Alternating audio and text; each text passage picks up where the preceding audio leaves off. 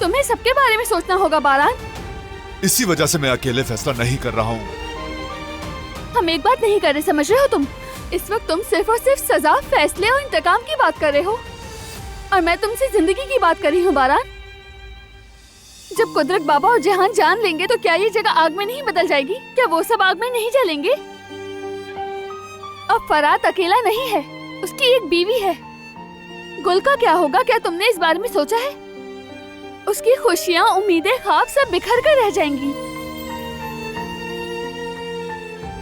फरात की गलती का बोझ क्या उस पर डालना दुरुस्त है? मैं फरात के किए को चुपचाप नहीं सहूंगा दिलान। इस बारे में तुमसे ज्यादा बहस नहीं होगी। तुम्हारी ये खुदगर्जी की वजह मैं नहीं समझ सकती हूँ। तुम अपने गुस्से की आग को क्यों... बिल्कुल चुप रहो। खत्म हो गया ये टॉपिक। दूर रहो इस मामले से।